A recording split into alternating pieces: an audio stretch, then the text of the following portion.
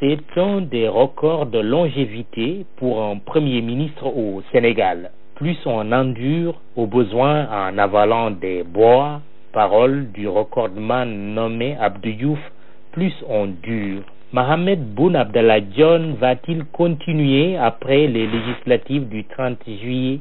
Cela dépendra en grande partie des résultats de la coalition Benno Bokk Yakaar qu'il dirige, mais aussi et surtout de la décision de son patron de président de la République de le garder ou de le changer en l'envoyant peut-être à l'Assemblée nationale. Cela est arrivé à Macky Sall, alors tête de liste victorieuse des législatives de 2007, que le président de l'époque, Abdoulaye Wade, avait fait migrer de la station primatoriale au perchoir de l'Assemblée. On connaît la suite heureuse pour Sall.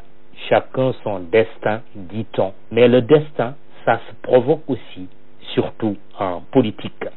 Boun Abdallah Dionne, 3 ans de Premier ministre, l'heure du bilan, avec du bon et du moins bon. Un anniversaire dans un double contexte, l'organisation du baccalauréat et celle du scrutin législatif. Un mois de juillet bien préoccupant pour un gouvernement dont la responsabilité est doublement engagée. S'agissant des fuites à l'examen du baccalauréat, disons-le tout net, ces organisateurs ont lourdement fauté s'il serait excessif de dire qu'ils ont tout bonnement échoué tel un candidat à l'examen. La faute est d'autant plus impardonnable qu'ils ont eu tout le temps pour préparer les épreuves en les entourant de la sécurité et de la confidentialité requises. Cette année scolaire, chose rare, presque zéro perturbation, exception faite de quelques mouvements d'humeur des enseignants du supérieur. Le tort causé au pays est si immense, voire incommensurable, qu'une reprise des épreuves incriminées, sorte de séance de rattrapage, aura du mal à réparer un tel préjudice. Tort aux candidats et à leurs parents, tort aux enseignants, tort à l'école dans son ensemble, tort enfin au Sénégal qui n'en avait pas besoin dans un monde où l'éducation fait la différence, car étant un avantage comparatif pour les nations qui se prennent au sérieux. Ce qui s'est passé au baccalauréat est une honte nationale et n'est que le reflet de tout un système éducatif en faillite depuis de nombreuses décennies. Quand bien même l'État en prendrait une grande part, il faudrait bien le reconnaître. La responsabilité de la crise de l'éducation, notamment de l'école publique, incombe à toute une société sénégalaise qui a perdu confiance dans son système éducatif.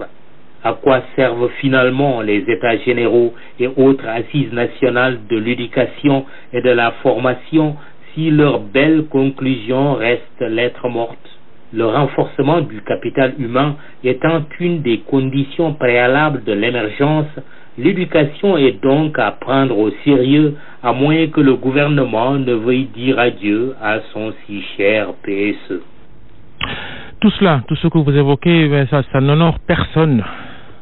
Babacar, un Sénégal qui triche au bac est un Sénégal qui a perdu son génie, du moins le génie dont il aime tant se targuer. Au plan politique, le pis-aller qu'est la réformette du code électoral pour éviter la mascarade, sinon le massacre, redouté du 30 juillet, est la preuve la plus illustrative de cette perte de génie. Autoriser l'électeur à ne prendre au hasard que 5 bulletins sur 47, et oui, c'est comme à la loterie, bi gagné, bi perte. Avouons que l'idée manque d'originalité, en plus de violer, dans la stricte rigueur de la loi, le sacré secret du vote. Cette résolution qui, du reste, divise les acteurs politiques en compétition, manque terriblement d'imagination.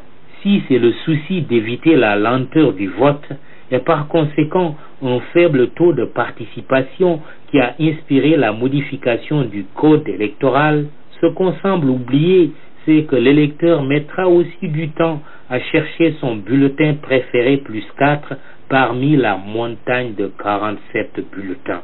Pour le pauvre électeur, ce sera le supplice de celui qui cherche une aiguille dans une botte de foin. Si l'imagination a fait défaut, l'anticipation n'a pas été au rendez-vous non plus. Avec près de 300 partis politiques, il fallait bien s'attendre un jour à avoir autant de listes.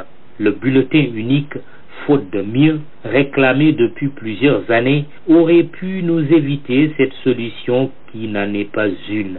Même le bulletin unique tant vanté n'est pas une assurance tout risque. Aujourd'hui, c'est la moitié de 100 listes. Demain, ce sera 100, 200 ou 300.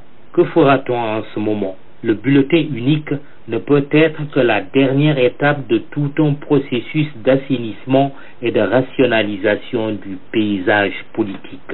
Une des réformes constitutionnelles du 20 mars 2016 prévoit justement cette rationalisation. Qu'attend-on pour la mettre en œuvre? Grosse question et merci pour cette chronique. Mamoudou Ibra Kane, à la semaine prochaine pour un nouveau rendez-vous.